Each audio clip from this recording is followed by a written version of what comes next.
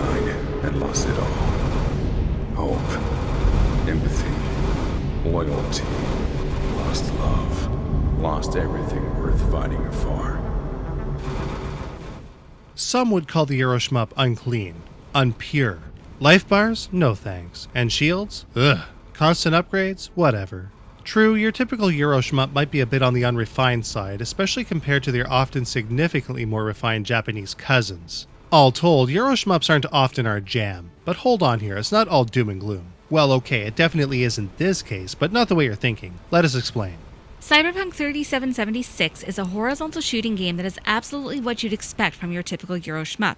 Lifebar? Check. Shield mechanic on top of that? That Euro look and feel? Definitely. Upgrades? Oh, check. But some Euroshmups out there are still pretty great, right? Duranik Sturmwind, which we took a look at in episode 118, proves that. But is Cyberpunk 3776 worthwhile? Let's take a look.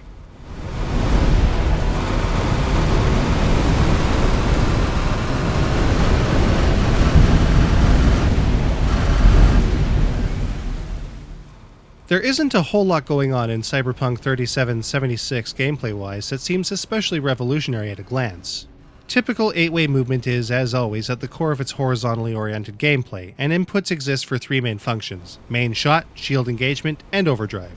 Each of these has a bit of a twist though. Firstly, movement happens all the time. Whether you're in transit or not, your ship is never at rest. As such, when not moving, you will find yourself drifting to the left edge of the screen, which can be troublesome in specific situations, which we'll look at later.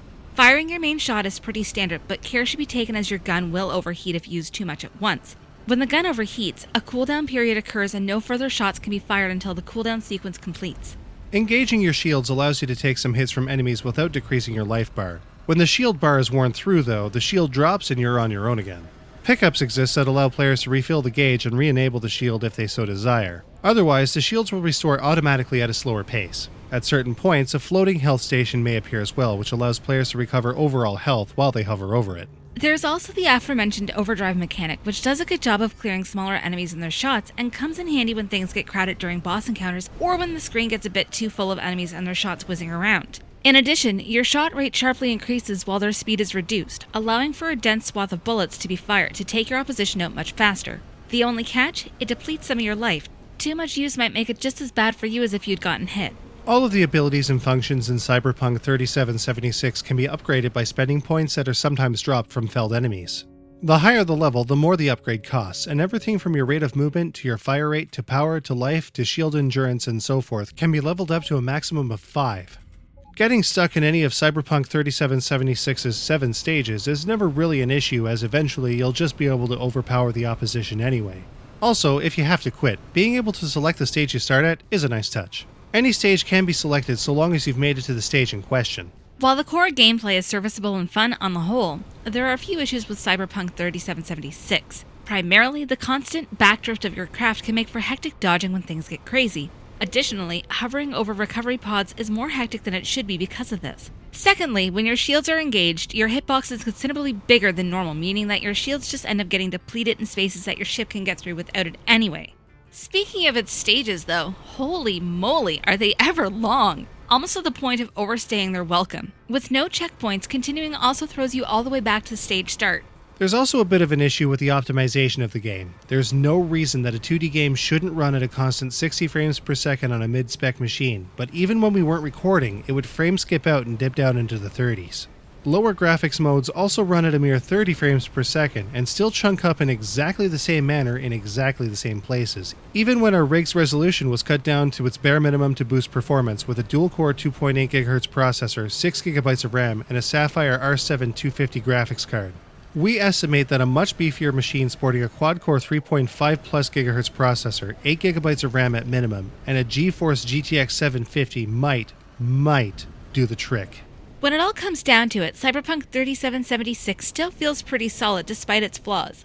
With Steam achievements, there's plenty of incentive to replay the game, and thanks to the Steam leaderboards, there's also a competitive element for players looking to reach the top.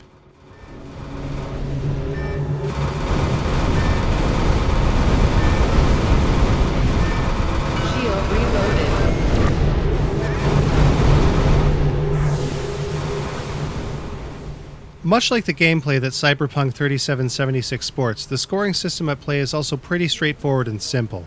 Essentially, the bulk of your score will come from destroying enemy units and debris. Each destructible element has a score attached, which is added to the total sum at the top of the screen. In addition, there is a multiplier that is engaged by defeating a number of enemies in sequence without the multiplier fading away. The more, the better. Having a multiplier in the hundreds is not an uncommon thing. Using the overdrive also counts towards this multiplier. Every stage has its own score, which ends up being combined at the end of each stage cleared. Of course, starting from stage 4 and going to the end of the game won't get you as high a score as starting from the beginning, so learning each stage and powering up your craft to a point that it can take things out efficiently will make for the biggest overall payout. Once again, Cyberpunk 3776 is both serviceable and fun on the whole in its scoring mechanics, and the addition of the Steam leaderboards is a nice touch which adds a layer of replayability to the game.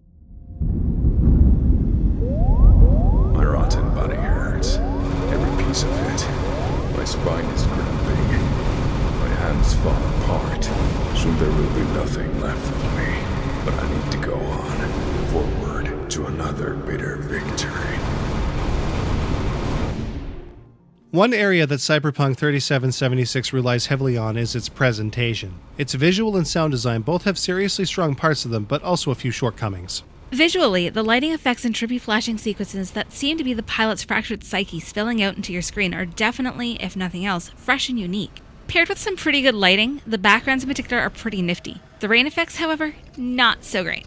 The enemy design is a bit on the iffy side, but that's purely a matter of taste. It definitely has that Euroshmup flavor, especially in the enemy design in particular. However, outside of your own ship, the animation is all entirely tweening and rotation based, with enemies not changing through their arcs on the screen and turning by flipping over.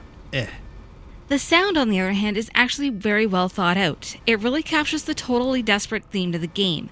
The sound effects are also serviceable with creepy alert sounds, decent sounding guns and explosions, not to mention a dreary, though distinctly European electronic ambience. On the topic of sound, the story is told through the words of the final human left after a cataclysmic invasion. He knows he's going down, and he'll let you know through a series of thoroughly depressing monologues. It's voiced especially well, but could be a little on the dangerous side for those that may share the same nihilistic outlook on their lives. So, with simple solid gameplay and a decent presentation, just how does Cyberpunk 3776 stack up? Let's take a look.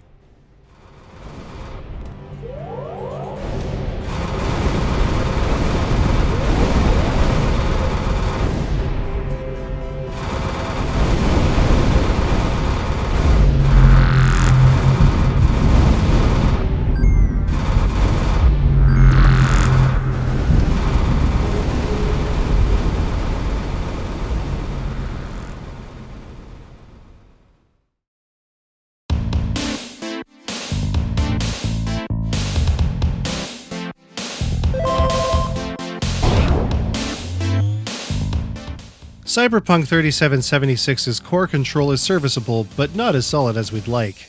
The backdrift is something that never really clicked with us. Challenge-wise, it's really only just a matter of time until your ship is powered to the point that it takes everything out with ease. On the outset, though, players may die a lot, especially in Stage 4. With 7 stages, Cyberpunk 3776 has a decent amount of gameplay, But the stages do feel a bit on the long side. Visually, Cyberpunk 3776 is strong with great atmosphere. The enemy's animation is far too simple, though. Easily the strongest part of Cyberpunk 3776, its sound and effects are pretty great. The downtrodden voice delivery is also spot on. Depressing, though. There isn't a lot here that's particularly ingenious about Cyberpunk 3776. It's a pretty basic side-scroller that relies heavily on its story and atmosphere rather than its actual gameplay. A bit of exposition every now and again doesn't hurt, though. For what it is, Cyberpunk 3776 works. In the end, Cyberpunk 3776 works nicely for us despite its shortcomings. Yes, it's a Euroshmup, but it's also pretty decent. Cyberpunk 3776 gets a 3.75 out of 5. You can get a copy of Cyberpunk 3776 today on Steam and other download sites such as Desura for about $10 US.